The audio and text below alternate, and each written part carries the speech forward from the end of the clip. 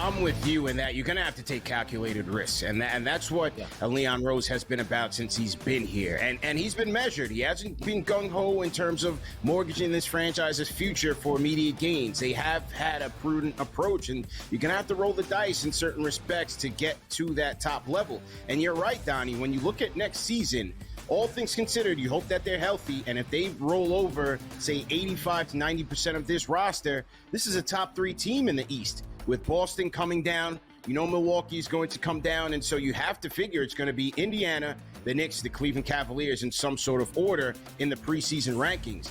And so where they go from here, Jason Kidd is obviously the hot name right now. Both sides are interested from what we've heard in terms of Kidd and the New York Knicks. Is he that championship caliber coach to take the Knicks there? The Early Line, only on SportsGrid. Here we go at Oakmont. Let's start with the course. What do we know about this course? How long is the rough, and does course history come into effect for you this week? The U.S. Open has always been billed as the most difficult test of golf there is on the planet. And I tell you what, it's often labeled as the most difficult golf course in the world is Oakmont. Game time decisions, only on Sport.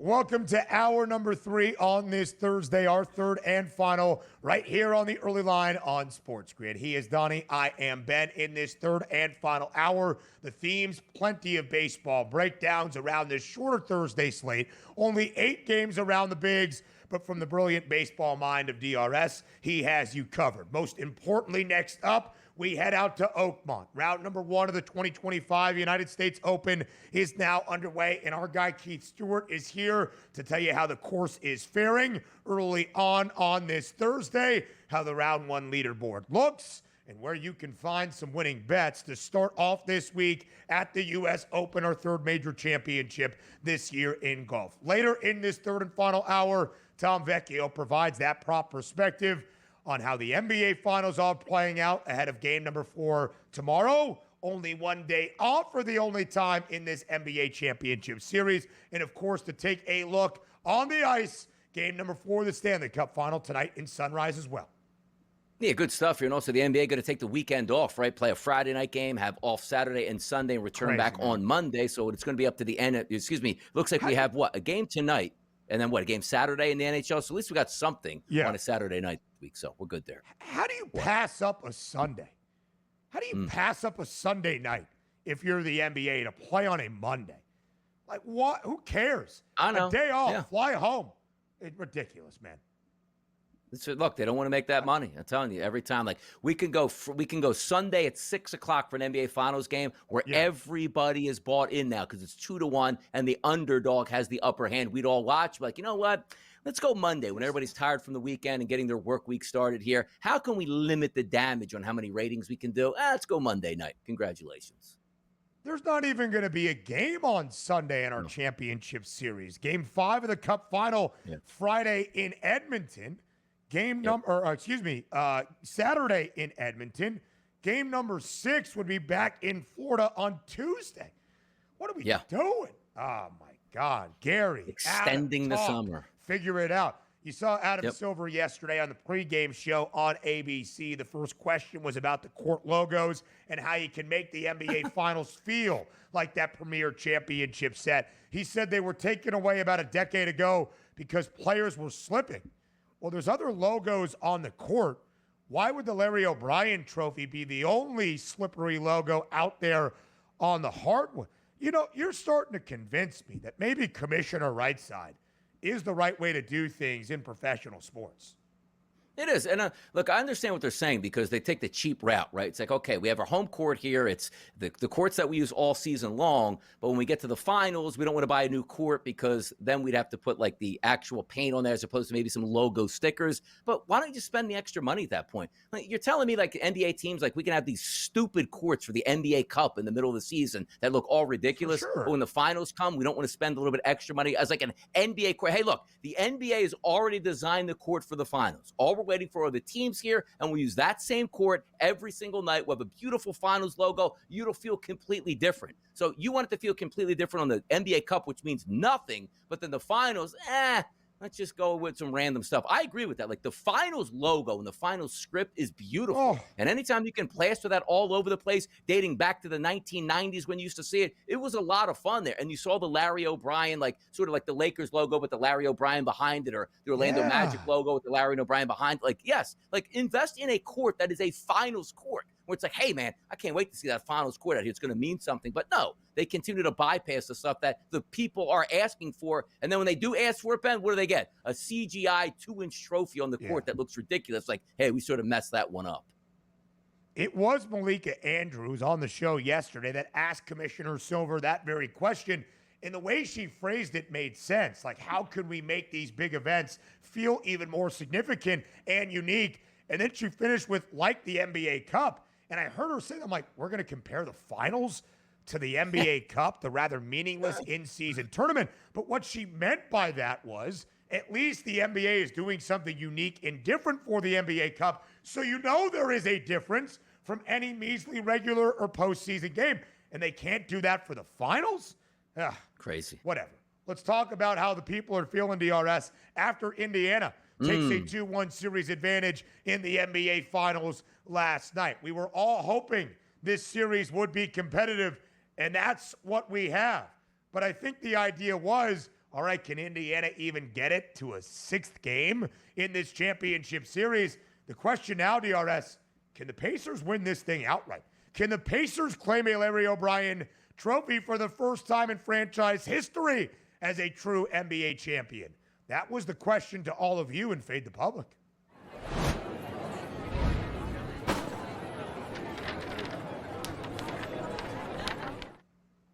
Which team will win the NBA Finals? At SportsGrid on Twitter. A rather simple question, DRS, but of course leading to a discussion. Pacers, Thunder. Of course, your two options. Just who is going to win the NBA championship?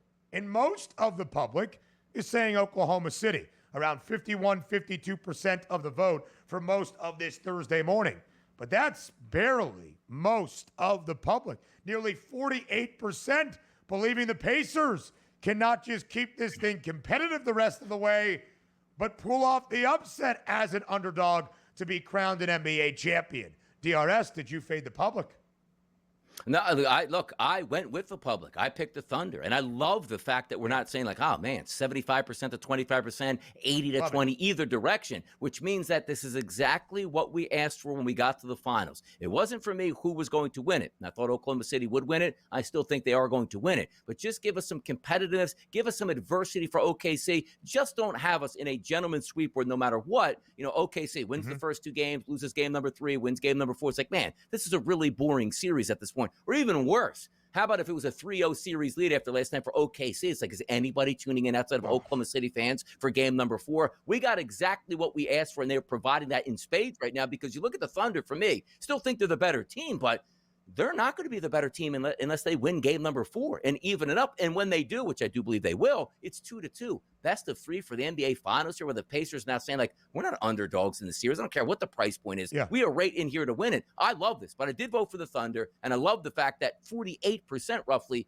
are still backing the Pacers here. Now that they have the lead, love it. It was nowhere near that to start this series. We're expecting DRS, no doubt about it. We are expecting this thing to be even at 2 games apiece. After 4, a best of 3 where the Thunder would have home floor advantage, 2 games in OKC. There is no doubt about it. The Thunder are a 6-point favorite for tomorrow night in game number 4. But I'm not so sure exactly the public is feeling that confident that it's going to be 2-2, that we are going to see the Thunder just win this thing outright as the odds makers expect to be the case. And that's what you wonder, right? The odds makers with that steady belief and optimism in Oklahoma City, they're still a minus 230 favorite to win the Larry O'Brien Trophy outright. There are only two plausible outcomes to win an NBA championship are 6 and 7 games. Both prices shorter than $2. And the Pacers, who currently have home floor advantage, with still 2 more home games in the NBA Finals, even to win it in 6 is plus 570. And yet the public not buying in to the algorithms. The public not buying into the power ratings. Yes, most of the public, nearly 52%, still thinking the Thunder are going to win this thing outright. You can't fault that philosophy, but it's not a landslide. Like, the odds are still believing in Oklahoma City to pull off an NBA championship this season. Next, we go to a major champion, the U.S. Open at Oakmont, here on the early line.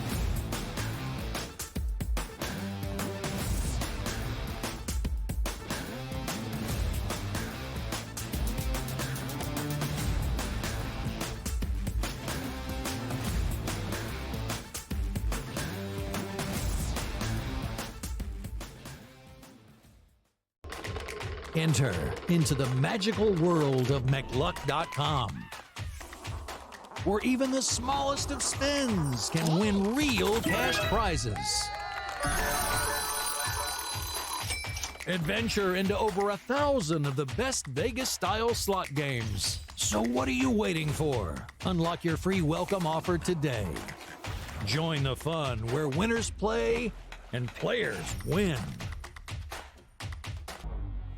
Two guys that can do it all. Too much electricity this morning. This is a good time. We're having a lot of fun. I had to do a triple take. Ka-ching! Why? Because of parity. I didn't mean to offend. Yeah, it's not going to happen. Load management is a dirty word. Let him rip. You know what? Circumstances provide the results. What? How do you do this one? Oh, Donnie, you got such a good show there. A network that is booming. The Early Line, only on SportsGrid. The game is on. The stakes are high. But the action isn't just on the field. He's rearranging that ring. Get it inside! SportsGrid's in-game live. Your ultimate second screen experience. Just a little flyer, couple of 15.5-point live line. Every prop, every play, every day. Anything can happen. That's complete chaos. It's smarter to be on SportsGrid. We're going to go through every single thing, and I've got a great team behind me that's going to help me get the job done. I want this to be the place that people come to. There is going to be an energy to game time decisions that you will feel night in and night out. We are going to hit every single one of those markets that you need to know about. We will have everything at our disposal, and we will use that to our advantage. There is not going to be a better place, I promise you, than Game Time Decisions. I'm Kevin Walsh. Tune in to Game Time Decisions weekdays on SportsGrid.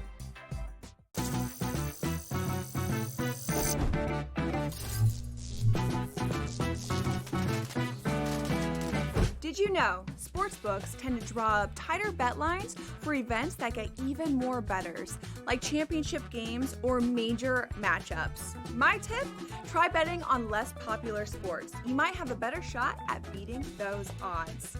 Now, go get lucky. See you in Las Vegas. Let's get lucky.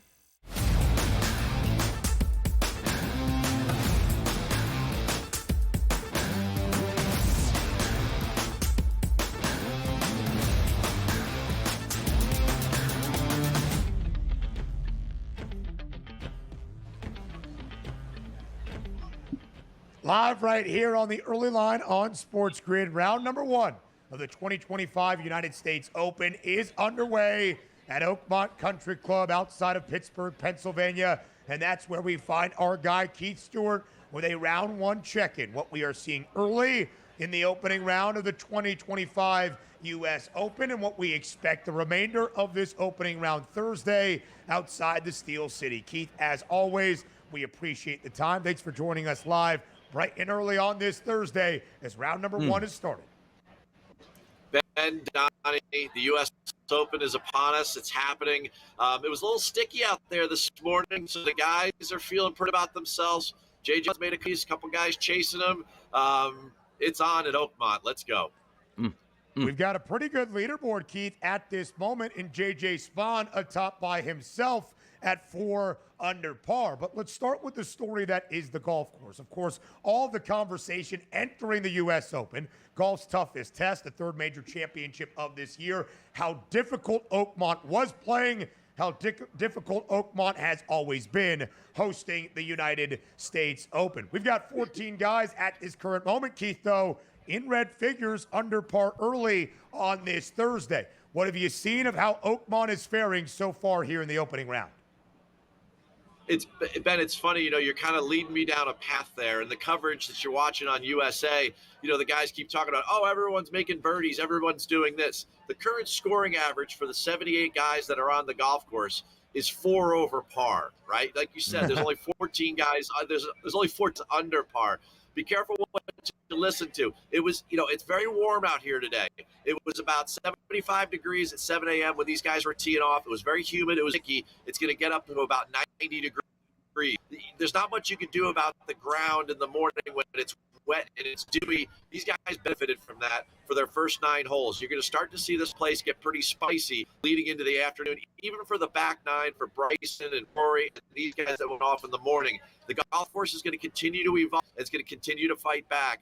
I mean, right now, a scoring average of 4 over par. It's going to be 5 or 6 over par by the end of the day. Which would be really interesting to watch, too, Keith. Talk to me about, like, Scotty Scheffler set the tee off, I believe, at 1:25 p.m. Eastern. He sees some of these numbers here. Does that sort of affect those guys in the second wave of how they want to play out the afternoon action at this point? Or does it just like, you know what, I'm just going to play my game, rounds number 1, wait for a moving day and sort of make my move? So Scotty Scheffler in that afternoon wave, effective for him today to sort of try to gun down those leaders or just play his game? I think he's going to play his game. It's the first round of 4, Donnie.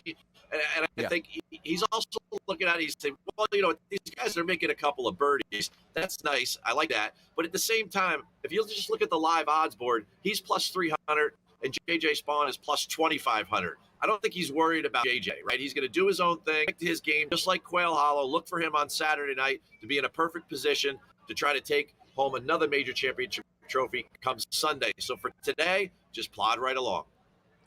Pre-tournament, Scotty Scheffler, of course, a very short favorite at plus 230. Bryson DeChambeau, our reigning champion at the United States Open, second best number at 7-1. Rory McIlroy and Jon Rahm tied for that third best price before we got started on this Thursday at 12-1. We talked about Rory yesterday, not really in great form after winning the green jacket at the Masters. He is 2 under, 2 back of J.J. Spaun. And I want to direct your attention, Keith, at those updated and live odds as we have you live here for who that round 1 leader is going to be. J.J. Spaun, the favorite at plus 280. Gary Woodland is 1 shot back at 6-1. Rory 10-1 and Bryson at 25-1.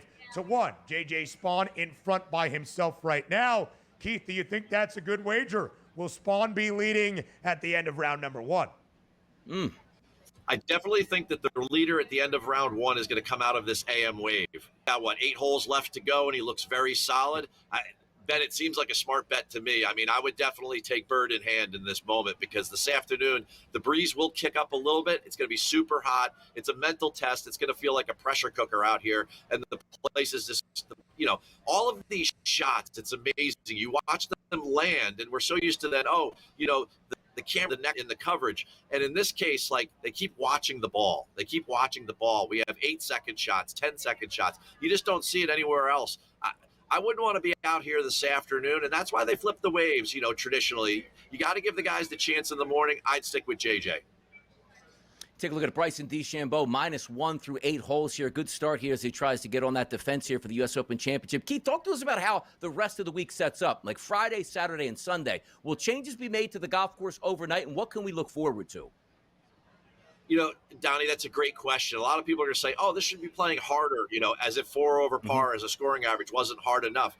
But They have 156 golfers. They have to get through the golf course today and tomorrow. So look for it to be set up very fair, right? A lot of equity in where these hole locations are, how long they make the golf course. And then when they step into the weekend and they have just the low 60 and ties left, that's when they're really the USGA is going to pull out the teeth on this golf course, and they're going to give you some hole locations that are going to be super, super spicy and entertaining. Ooh. So, but for right now, you got to get the field through. So Donnie, again, just like today with the dew on the ground into getting a little drier in the afternoon, as we go through these 4 rounds, it's going to continue to get a little bit harder and harder as they choose these hole locations, and the golf course and the competition is going to evolve.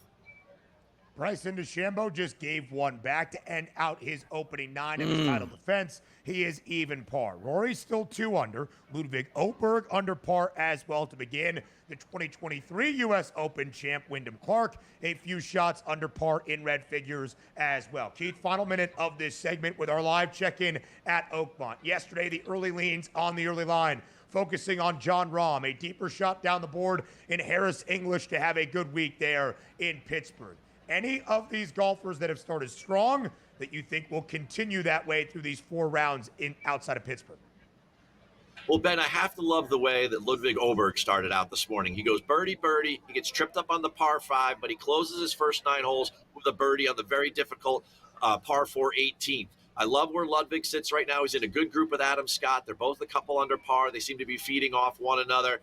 Bryson and Xander going back and forth, a little bit too much of a roller coaster. Let's stick with Ludwig for a little while. And, hey, cheer on Jon Rahm this afternoon. 14-1 the price now on Oberg and Rahm as he awaits to get started at the U.S. Open. Keith, we appreciate the time as always. Thanks for being here. More on the early line next.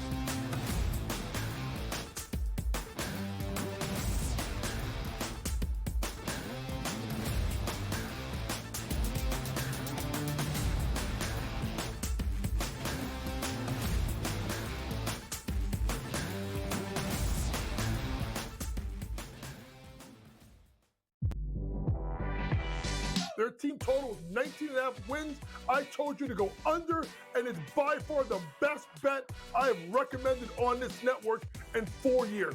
They can't get out of their own way. And now Sloot is out for the year. Let's hope Sloot gets back because I respect the hell out of Sloot, and I want her to go out on her own terms. Hopefully we'll have her back for the 26th season. Betting above the rim, only on SportsGrid. I got a feeling Pittsburgh's going to the Super Bowl. I got a feeling there is no chance they're going to the Super Bowl with Aaron Rodgers. I'm just kidding. They're still not expected to have over 8.5 wins. They're still not expected to have a winning record. Now, I know things could change for the next 24 hours. I get that. But everyone expected Aaron Rodgers to sign with him. He's going to sign with him. Pharrell Coast to Coast, only on SportsGrid. The 2 guys that can do it all. Too much electricity this morning. This is a good time. We're having a lot of fun. I had to do a triple take. Ka-ching! Why?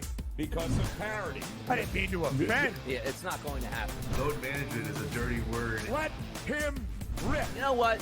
Circumstances provide the results. What? How do you do this one? Oh, Donnie, you got such a good show there. A network that is booming. The early line, only on SportsGrid.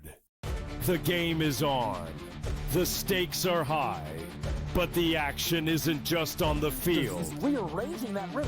Get it inside! SportsGrid's in-game live. Your ultimate second screen experience. A little flyer, couple of 15.5 point live line. Every prop, every play, every day. Anything can happen. That's complete chaos. It's smarter to be on SportsGrid.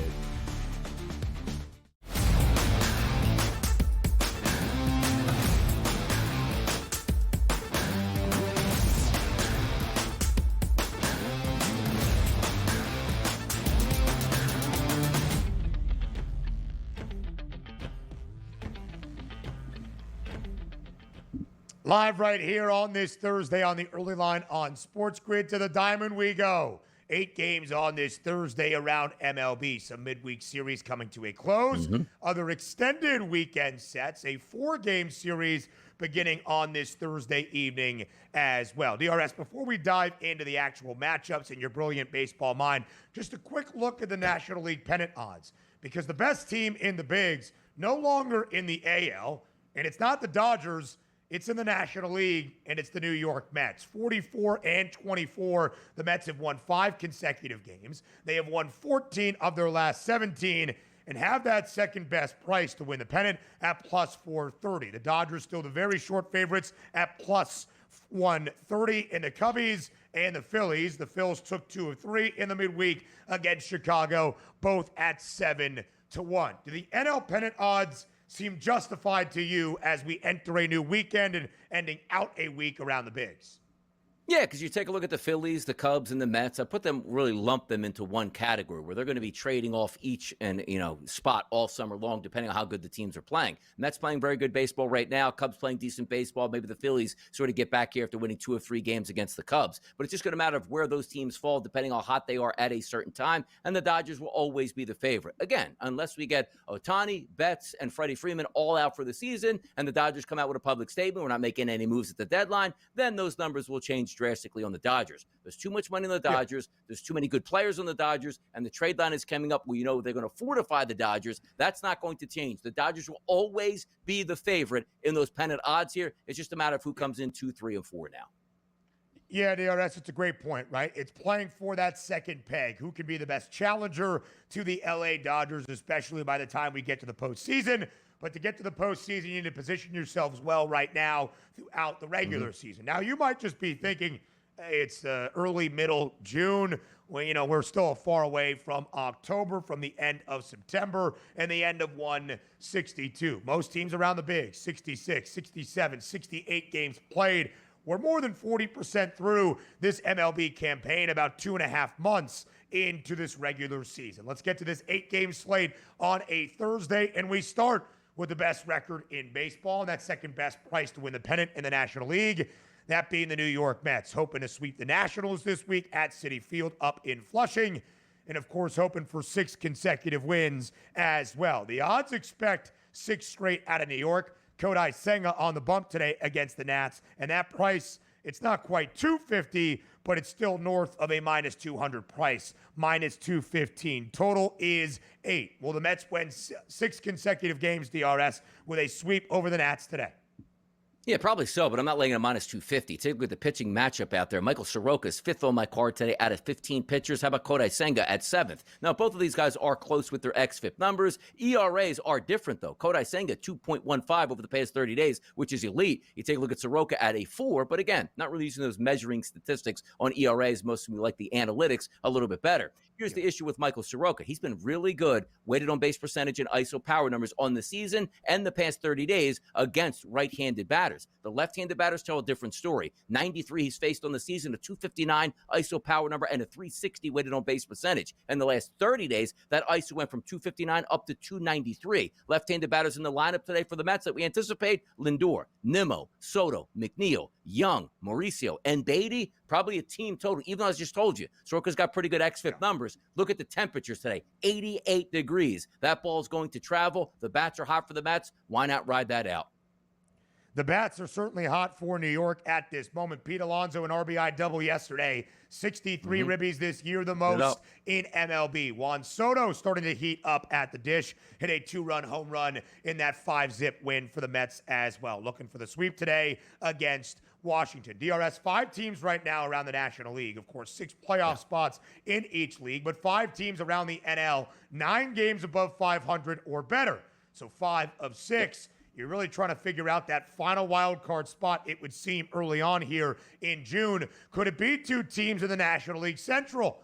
The Brewers and the Cardinals. St. Louis, a surprise to start the year, but they've dropped 4 straight. The Brewers had an 8-game win streak last week come to a close. Since they're 3-5. Here are the odds for a 4-game weekend series, and it's opener starting today in Milwaukee. You see the Brew Crew as a home underdog because Sonny Gray gets the start for St. Louis in a total of only 7.5.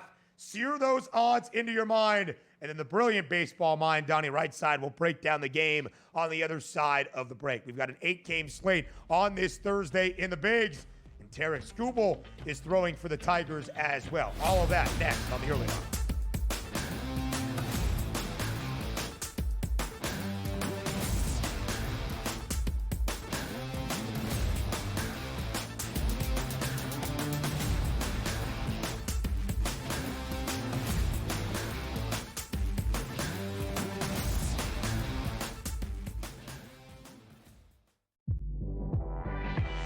Their team total is 19.5 wins.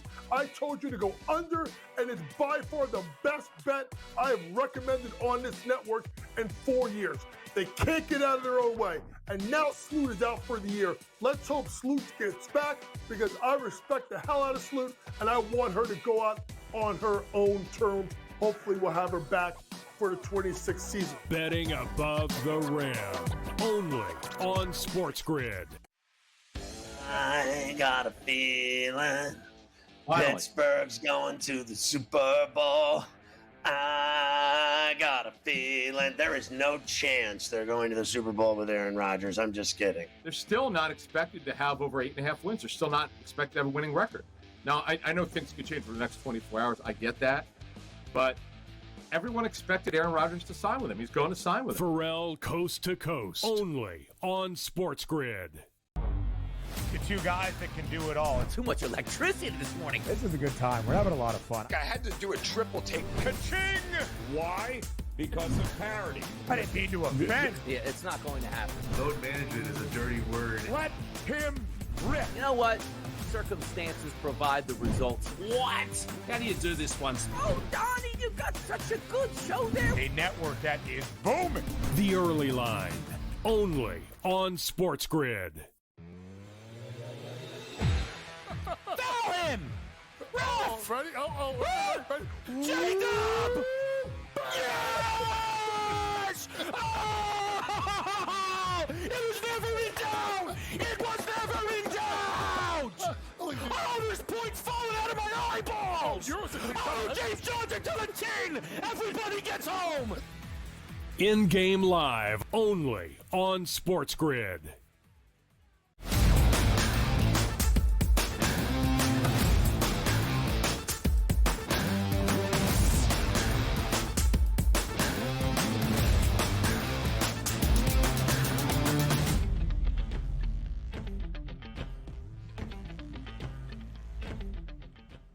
An 8-game slate on the Major League Baseball diamond on this Thursday. We showed you the odds for the opener of a 4-game weekend set between NL Central foes, who are both well back of the Chicago Cubs in the divisional standings, but both fighting to still remain above 500 and maybe make a playoff run even here in early June. It's the Cardinals and the Brewers today, DRS, in Milwaukee. And with the Redbirds throwing out Sonny Gray, they are a road favorite to start off this extended 4-game weekend set. Total 7.5. How does this series begin today between the Brew Crew and the Redbirds?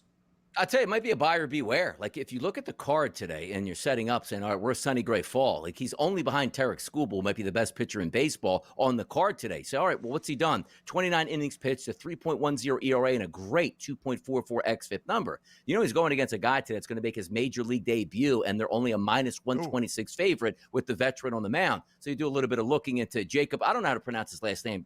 Mizorioski? Tough one to pronounce. But 23 years old, Ben. Yeah, how about his prospect list here? 6'7" righty who touches 100 and has a plus slider. So this is one of those guys that was drafted in the second round in 2022, but also in the second round, he got a $2.4 million signing bonus. So this is one of those kids coming up with a flame-throwing arm, which, as you know, Major League Baseball eventually will get a book on anybody. But the fact that you're going to face a kid that's got some plus numbers coming up right away, that's why you get that price. But again, are you going to trust a rookie in its Major League Baseball debut against Sonny Gray? We'll find out. But that number tells you right now how good a pitcher the expectations are what this kid will be tonight. Of what I am trying to find here, DRS, Mizorowski is how it sounds. Yeah. Mizorowski. Jacob Mizorowski making his Major League Baseball debut today for the Milwaukee Brewers. It will be a tough start to pick up a win against Sonny Gray and the Cardinals. Again, DRS, both of these teams kind of flirting with 500 for most of the year. Of course, St. Louis has been one of those surprises. They already have 36 wins this season. They're 36-32. The Redbirds win total entering the year 75.5 on a great pace, of course, to soar through that number. Now they're trying to be a playoff team. Milwaukee 36-33, a half game behind St. Louis. Both of these teams at least 5 games behind the Chicago Cubs. Let's end out a couple of midweek sets. We do that first in Kansas City. Today in Kauffman, it's the Yankees and the Royals. New York, a road favorite at -144. Total stands at 9. The Yanks looking for a sweep. Aaron Judge has hit a home run in 3 consecutive games. Of course, that includes both so far this week at Kauffman. Will the Pinstripes pull off the sweep against KC on the road? I mean, why not at this point? Now, you're getting 2 pitchers that aren't that great right now, but Will Warren does have check this out. Again, a 6.33 ERA over his past 30 days, but a 3.21 xFIP number. He's getting a little bit unlucky here. Maybe he bounces back into form. But Seth Lugo, only 8 1/3 innings pitched here. That veteran guy has been very strong for Kansas City. 6.48 ERA through those 2 starts, only 8 1/3 innings. You take a look at the weather conditions in Kansas City today, 75 degrees, more of a crosswind, 9 miles an hour, let's just say, from the right flagpole to the left flagpole. But if we are looking at the offense, I mean, why can't we just continue this dominance for the Yankees at the plate? It's what they've been doing. So I look at that total and say 9. I do think we get the 10 runs because I think you look at some of the lefties in the lineup here for Kansas City who could do some damage. But everybody, look at Aaron Judge. Last 74 plate appearances against right-handed pitchers, a 415 ISO and a 519 weighted on base percentage. There's a lot of guys in that lineup are absolutely smashing right-handed pitchers. And the fact that Seth Lugo hasn't had a good season coming back and has struggled over the past 30 days, why can't the Yankees play 5 to 6 runs to be the champion in this game, per se, to push you over that 9? A couple of ebbs and flows to start this year for KC. They started 8-14 and then won 16 of their next 18 to get to 24-16 on May 9th. Since then, basically the last month, 10-18 for the Royals, hoping to avoid the sweep today, but not expected to, and Donnie does not believe that will be the case. Now, DRS, let's go elsewhere on this Thursday slate, ending out yet another midweek series. The rubber match today inside Camden Yards. The O's won yesterday big, 10-1, trying to win this series against the Tigers. But when you got Tarek Skubal on the bump for Detroit, the reigning AL Cy Young winner and the minus money favorite to win his 2nd consecutive Cy Young award, it's going to be difficult. -188 the price in favor of the Tigers on the road to win the rubber match. Total is 8. Tarek Skubal on the bump. What can we expect? What can we expect? How about some summertime conditions here at Oriole Park at Camden Yards? 88 degrees at first pitch, 5-mile-an-hour wind blowing out to right field towards the warehouse. You take a look at Dean Kramer on the mound. Average pitcher, average veteran, does struggle against lefties, which is not the place you want to be when you're facing a Detroit lineup here. It's going to have Parker Meadows lefty, Kerry Carpenter lefty, Green lefty, Vencio Perez lefty, McKinstry lefty. That's at least 5 out of the 9 batters, and you still have a couple really good right-handed bats in that lineup, which includes Spencer Torkelson and Gleyber Torres. So when you're looking for a bounce-back effort here, you should get it today. Why also? Tarek Skubal's on the mound. I don't care what your lineup is or what you've been doing against any lefty or righty pitcher. Tarek Skubal comes to town, he's probably going to shut you down. Fantastic weather. The Tigers bats wake up, which they were dead yesterday. They probably get themselves a team total today. But also, sometimes you get in that condition where it's like, hey, I know I got Skubal on the mound. What do we need? 2 runs today total to win this baseball game. Maybe you play down a little bit. I don't want to buy into that, but Detroit should hit Kramer today with those left-handed batters and those 88-degree temperatures. And then Skubal being the best in baseball, he should be able to hold down those bats for the Baltimore Orioles. Series finale in Camden. The Tigers got beat bad yesterday, and now because of it, 44-25.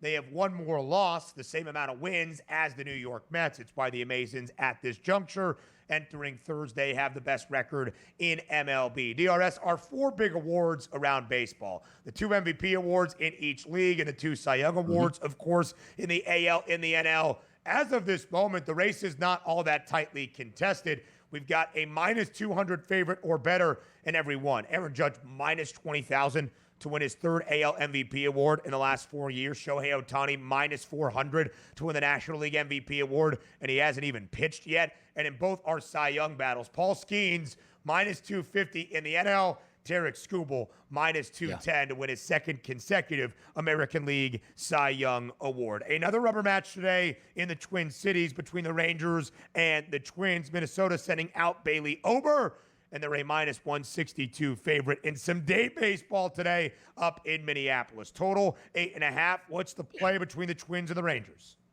70-degree temperatures, which you like, but blowing dead in from center field here is the wind at about double digits, 9 to 10 miles per hour. So not great there on that end of it, but you want to focus here on Bailey Ober, which for Minnesota has been a decent pitcher over the past couple of years, but he's struggling. On the card today, 15 total pitchers, Ben, last 30 days.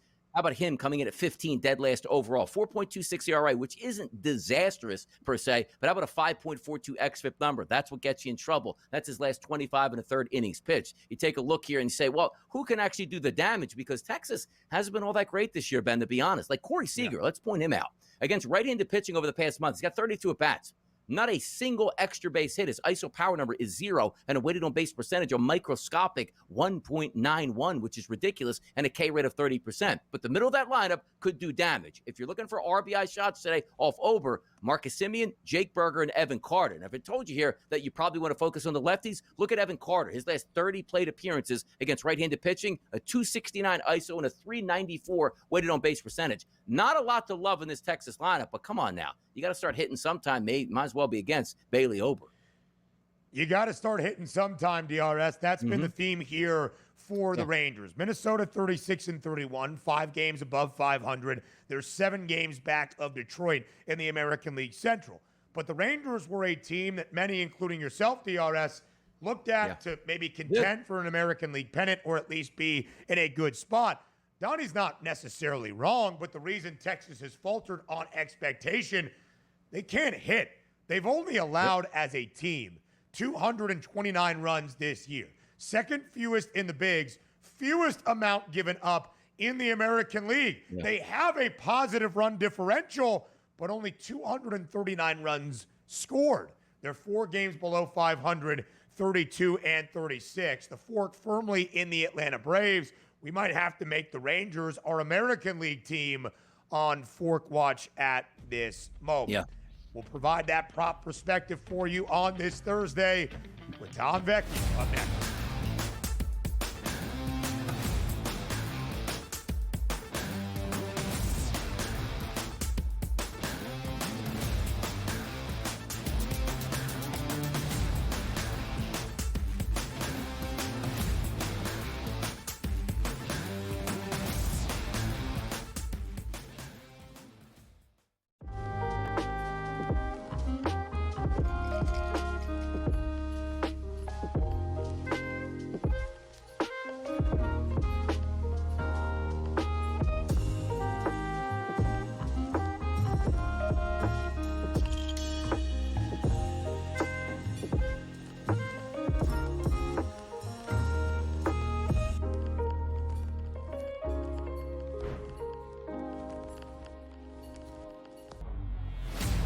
I'm with you in that you're going to have to take calculated risks. And that's what Leon Rose has been about since he's been here. And he's been measured. He hasn't been gung-ho in terms of mortgaging this franchise's future for immediate gains. They have had a prudent approach, and you're going to have to roll the dice in certain respects to get to that top level. And you're right, Donnie, when you look at next season, all things considered, you hope that they're healthy, and if they roll over, say, 85 to 90% of this roster, this is a top 3 team in the East. With Boston coming down, you know Milwaukee is going to come down, and so you have to figure it's going to be Indiana, the Knicks, the Cleveland Cavaliers in some sort of order in the preseason rankings. And so where they go from here, Jason Kidd is obviously the hot name right now. Things both sides are interested from what we've heard in terms of Kidd and the New York Knicks. Is he that championship caliber coach to take the Knicks there? The Early Line, only on SportsGrid. Here we go at Oakmont. Let's start with the course. What do we know about this course? How long is the rough, and does course history come into effect for you this week? The U.S. Open has always been billed as the most difficult test of golf there is on the planet. And I tell you what, it's often labeled as the most difficult golf course in the world is Oakmont. Game time decisions, only on SportsGrid.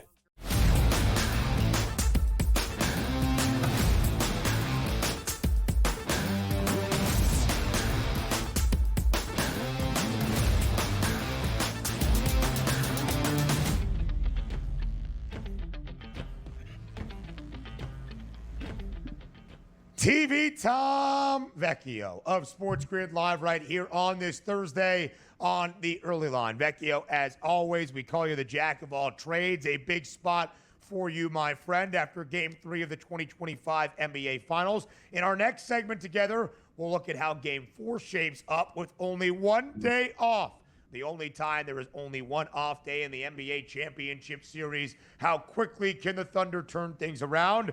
And how close are the Pacers to actually winning an NBA championship? But before any of that, Vecchio, it's game number 4 tonight in South Florida of the 2025 Stanley Cup Final. Your perspective on it all. It is our pleasure always to have you here on this Thursday.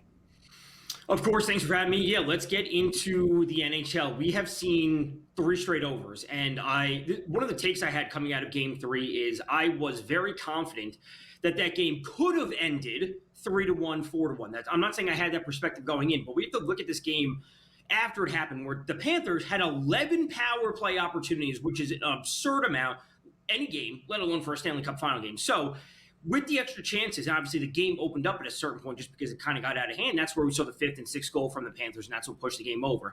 If they didn't have those extra opportunities, the game flow stayed within relative normal play, that game could have very easily ended 3-1, 4-1. So we have seen 3 overs to start the series, but I am cautious about the over tonight because, again, we could be coming off of 3-1. We say, oh, we have 2 overs, 1 under. Now we're at a turning point in the series where we will start to see a lot of under. So take things with a grain of salt, what we saw from the last game, and I think Bob Borowski will be in for a very busy night. 6.5 is that total tonight for a 4th consecutive game. As Vecchio alluded to, all 3 games to start the 2025 Cup Final have skied to the over. The only one in regulation, well, I guess game number 2 was in regulation as well, but game number 1 skied to the over because of the overtime winner for Leon Draisaitl. Let's talk about the actual flow, Vecchio, of how you expect this game to be played out. Of course, in the first 2, needing at least 1 overtime session to decide our winner, it seemed like we were going to have tightly contested matchup after tightly contested matchup. Game to game being decided by a razor-thin margin. Then Florida wins 6-1 in game number 3. Edmonton looked a little bit flustered, committing 21 penalties as well. And now the Panthers are a minus 152 home money line favorite for game 4, the strongest price in favor of any team to win outright so far in the Stanley Cup Final. Will this game be competitive tonight, or might Florida have changed the entire tenor of this series with how dominant they were in game 3? I think both things can be true. It will be very tightly contested tonight, but they kind of have shifted things in the series. I will say objectively, I think minus 150 or whatever it ends up at, minus 152, I think that's a bit much to be laying in this series overall. So if I had to pick a side, I would simply take the plus money with Edmonton, but it really comes down to them scoring first. If they do not score first, the crowd's going to get behind Florida, and I think they will be playing on that back foot the entire time, and the game may go over again because of the extra goals late. Oilers have to score first, but I also want to say under 1.5 in the first period. Should be an entertaining game, no doubt about it, and hopefully this leads to an entertaining series because the first 2 games were fantastic. Game number 3 was a blowout, which brings us back to the FanDuel Sportsbook saying, all right, who can actually win this series? After game number 1, you got a really good dog price on the Florida Panthers. Obviously, that's gone. The Florida Panthers up 2-1 now in the series as a minus 265 price. But the question for you, Tom, from me is not the Panthers. The Oilers at plus 215. Buy-in point at this, or, boy, you got to see something before they get back into the series before you spend some money on them? Well, I already have a couple positions on the Oilers, so I'm not thrilled about it right now. But if I didn't, I would say coming into the series empty, or coming into game 4, I should say empty, you would say, I'm not going to bet on the Oilers' money line in game 4. I'm going to bet on the Oilers' series price, because if they do tie this up, when it's all said, like, they still have home ice. If they tie this up, they'll be back at home for game 5, and they would be back at home for game 6. So I don't know can you flash the money line again there? Joe, our producer behind the scenes for tonight's game, was at plus 120-ish. 128. I would 126, whatever it might be. Don't bet that. Bet the 215 on the series price, because listen, if they tie it up tonight, you're gonna have an awesome spot to hedge out and then take the Panthers coming back in game 5, and then you're perfect. And that perhaps the biggest difference in this Cup Final between Edmonton and Florida as compared to last year, when the Panthers, as the reigning champs, of course, won that first Stanley Cup. Edmonton does have home ice advantage if they can equalize tonight in game number 4. Let's talk about the individuals, Vecchio, for tonight's game. If you are approaching it from a prop perspective, What is that prop you are looking at for tonight's Game 4 in Sunrise? Let's go to Sergei Bobrovsky, the goalie for the Panthers, over 26.5 saves. He's been over this mark in all the games, and we have to take that with a grain of salt because some of those games went to overtime and or double overtime in the first 2 games. So we have to remember for FanDuel, at least when you're betting on it, these are 60-minute lines. It has to be done in regulation. So we look back to last game, he got over there.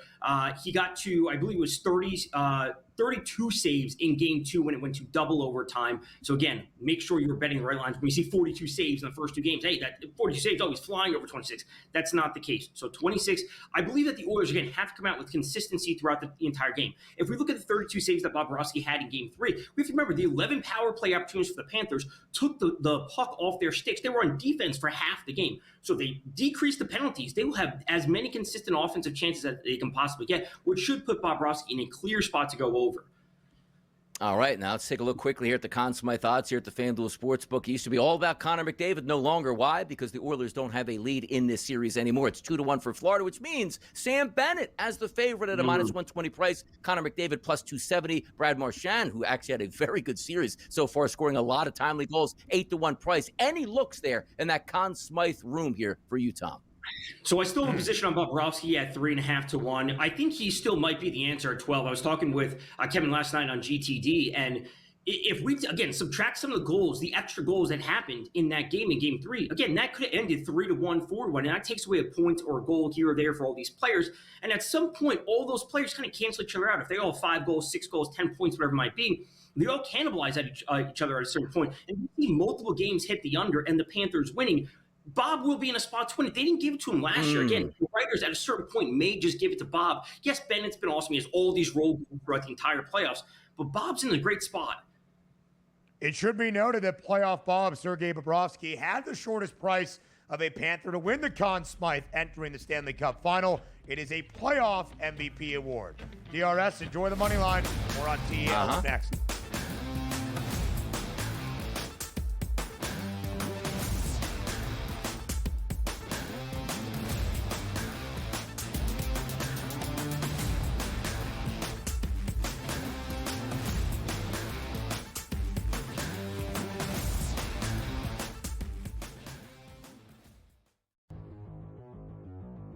Dialing it back to his old days with St. Louis and Arizona.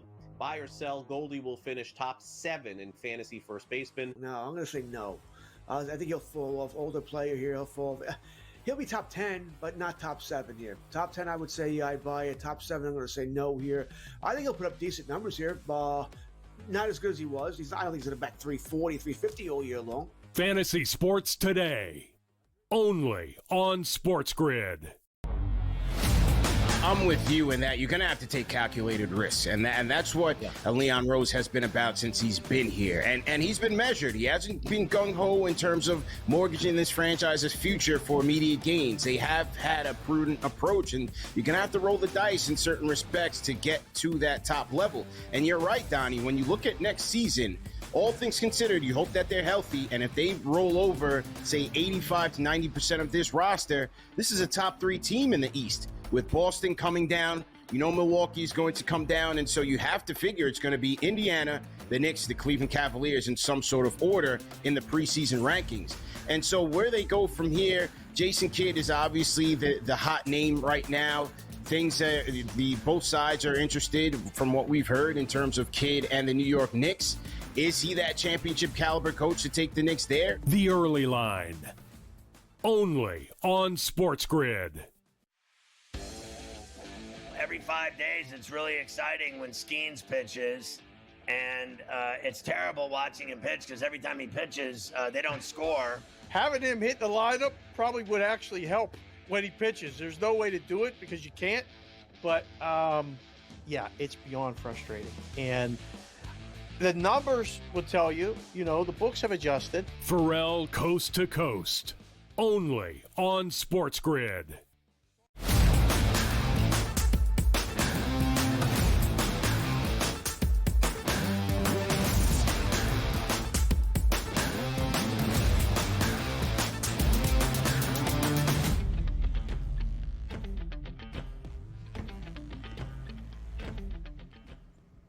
From the ice to the hardwood, game number 4 tonight in the Stanley Cup Final in Sunrise. game number 4 tomorrow night in Indianapolis of the 2025 NBA Finals between the Pacers and the Thunder. The only time, Vecchio, in this championship set in the association, there is just a day off between games throughout the NBA Finals. Before we look at Game 4, let's look back one final time at Game number 3. Indiana, despite being at home, a 5.5-point underdog. But the Pacers have been an unreal underdog throughout this postseason. Its 9th outright win as an underdog for Indiana, winning 116-107 last night in Game number 3. It's not OKC, Tom. It's the Pacers that have a 2-1 series lead in the NBA Finals. How surprised were you by the result last night in Indy? I want to say relatively surprised. You know, again, my take coming into the series was that the Thunder were going to win this series 4-2, so it does kind of put things in line that way. It's obviously not going the cadence of it isn't going the way I anticipated initially, but my take coming into it was that the Pacers had to be within arm's reach essentially at halftime. If they were down by 10 or 12 points, I thought the Thunder were going to run away with things. And a fantastic second quarter from the Pacers really put them in a spot. And we got to say, whatever magic the Pacers have, this closing time magic, I guess, is what they do. Yeah. It's unbelievable. It really is. It reminds me of Monty Python. You cut off their arm. They're it's just a flesh wound. They're still walking at you. It doesn't matter. So that combined with clear hesitancy and trepidation from the Thunder, especially missing multiple free throws that they missed in the final 3-4 minutes of the game, really put them in a tough spot. So leading into Game 4, the Thunder have to come out strong, and that's going to turn to one of my favorite bets for Game 4, which will be Thunder -2.5 in the first quarter. We saw them really take care of business in the first quarter, and then they kind of slowly took their foot off the gas, or credit to the Pacers for them stepping up. But if the Thunder do not come out strong, I'm not sure if they win that game. Yeah, the Thunder have been great to start throughout all 3 games in this NBA Finals. They had a 12-point lead at the break in Game 1, 18-point margin at the break in Game 2. Last night, we're up 8 after the opening 12 minutes and 9 early in that second quarter before Indiana started its first rally to take a 4-point lead at that halftime break. And Vecchio, you mentioned the cardiac comeback kids that Indiana has been playing better than their opponents in the moments that matter most in that fourth and final quarter. Our question on the Pacers entering the NBA Finals: could Indiana keep this competitive enough to maybe even force a 6th game? That point, of course, has been proven.